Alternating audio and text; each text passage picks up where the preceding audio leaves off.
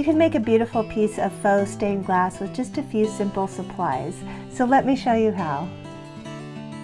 For this project, you need a picture frame with glass in it, clear glue, food coloring, black fabric paint, small containers, plastic spoon, a toothpick, and a printout of a design if you would like. Remove the glass from the frame. If you're working with children, you might want to put tape all the way around the edges of the glass just to prevent any cuts or accidents. You can freehand a design, or you can print out a simple line image like the one I've got here. For beginners, you want to go with something super simple. This is a little bit more on the complex side, so you don't want to go much more detailed than this.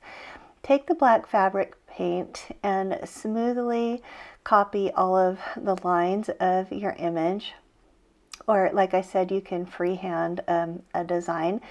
This is a little bit harder than it looks. It takes a little bit of practice, so you might want to practice first. If you mess up, you can always wipe it off and start over. Just use a damp paper towel. So make sure all your shapes are totally enclosed. You don't want any open shapes.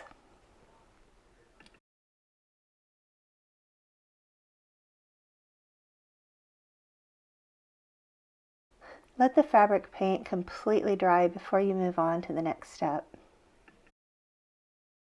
Mix about a tablespoon or so of clear glue with some food color. You can put it in a small container, add a few drops of food coloring, and then mix it. Try not to mix it too vigorously. You don't want to create any air bubbles. Work with one color at a time. Spoon the color inside the shapes where you want it to be. You don't want to use too much. Use just enough to make a shallow layer in the shape. You can spread it in large areas with the spoon and then use a toothpick to get in the smaller spaces. Make sure that it is even and touches the fabric paint on all the edges to make contact with all of the edges.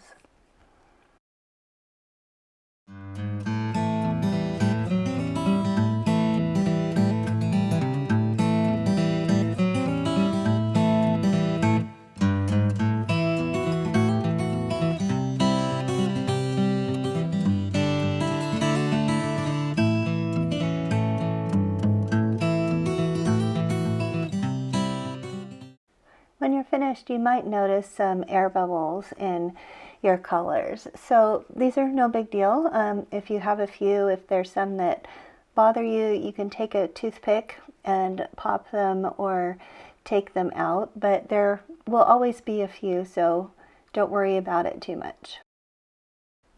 After everything's completely dry, put the glass back into the frame. Of course, you don't want to put back in any of the matte or the backing material because you want it to be transparent all the way through. When you bend the holders back into place, you might notice they stick too far out past the frame if the frame is thin. So you can bend them a little bit with pliers like I'm doing here so you can't see them from the other side. Once the glass is secure in the frame, you're finished.